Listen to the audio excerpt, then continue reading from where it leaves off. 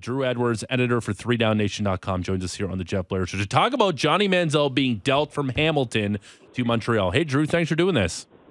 Now, to be fair, Johnny has been pretty nice since he's been in the CFL. Okay. He's been pretty good to deal with so far, I will say. And there's the question, what has been the overall grade that Johnny Manziel had in Hamilton? What have some of his teammates maybe said to you privately? What has been the sense, how good of a teammate has Johnny Football been in the Hammer before he got dealt? Well, he certainly said all the right things and seemed to do all the right things on some level. It was clear he wanted to play, and I think that was part of the reason for this deal. But I mean, he said all the right things up until this point, and been very available to local media, to other markets, he's been accessible. And he's one of those guys that when you talk to him, he tries to answer the question honestly. He's been very contrite and honest about his past, and he looks you in the eye when you talk to him. So I mean, I think he's tried to do all the right things, at least from a public perspective. At the very least, he knows how to play the media game. And some would argue that's just as important as being the guy you say you are, especially someone in Manziel's situation where he's trying to get back to the NFL, and he's made no bones about that. He considers the CFL a stopover, somewhere to build up his stock and potentially return to the NFL. But just for football in general in Montreal, what is that fan base like? What's the support like for this team? I know they're the last place team in the East. So what will something like this do, bringing Johnny Manziel over, who, let's be honest, Drew, he's someone that you love to hate. Even if you don't like him, you want to go see what he's going to do. So will this help a Montreal team that is struggling at this moment? I think Johnny will help sell tickets to Montreal, and that's been an issue there. I think in the last couple of years, they've not been very good, quite frankly, the last couple of years, and obviously tougher to sell tickets for a team that doesn't perform on the field. And so I think Manziel will help that, at least to an initial degree. I think that, if he goes out there and plays really well and there develops some buzz around him and all the rest of it, then that'll sustain itself. If he goes out there and is terrible, then, they'll stop selling tickets around him. And that's the risk for Montreal, quite frankly, is that Johnny Manziel, for all his college accomplishments, hasn't really done much in the pros. And I think he's still very much an unknown commodity from a CFL perspective. And I think people see a ton of potential there and a ton of athleticism, but that hasn't necessarily translated into performance for a long list of players that have come into this league before Johnny Manziel. So that's the risk from Montreal's point of view, because they gave up quite a substantial haul to get a guy that's never taken a regular season CFL snap. But to your point about players coming into the CFL from the NFL, I feel like a lot of them have tried to make the transition in the twilight of their career, just say, or when things are kind of done for them in the NFL, they think it's a move that they can make. I feel like the Johnny Manziel situation is a little bit different in the sense where he's still young and he still has presumably a future in football somewhere. Well, actually, there have been other Heisman Trophy winners that have come up to Canada early in their careers and not been particularly successful. Okay. It's generally speaking, honestly, mostly younger players who have not found the NFL opportunity that end up coming to the CFL. Certainly the older NFL guys get a lot of ink because they're well known, but the vast majority of players that come here are at the beginning stages of their career, and like Johnny, the American ones anyway, are looking to make their way back to the NFL at some point. Now, very few of them are able to do that. Yeah.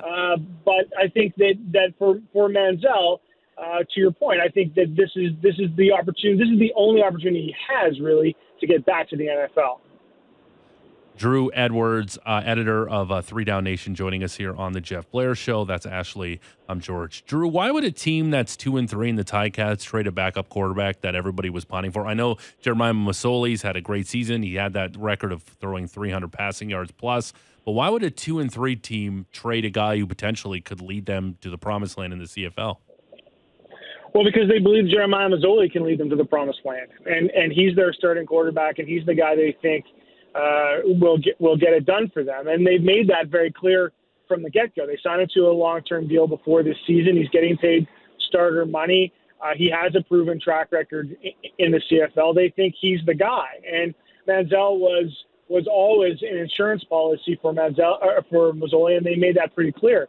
the other thing from the Ticats perspective is they got a lot for a guy who is a giant question mark. The two players coming back are all-star caliber guys, and they got 2 first-round draft picks on top of that. So it's a significant haul for an unknown. And I think if you're the Ticats and you have a legitimate number 1 guy, Jeremiah Masoli, and you can get a king's ransom for a guy that's an unknown and comes with some pretty significant question marks in terms of his off-the-field issues, it's a deal that you have to consider and ultimately make. Talk to me a little bit about the relationship that Johnny Manziel has with current head coach of Montreal, Mike Sherman, because they have a history. It dates back to Johnny Manziel in college, and presumably Sherman has enough influence over him or enough respect from Manziel to even get him to change colleges when he had already verbally confirmed he was going to Oregon.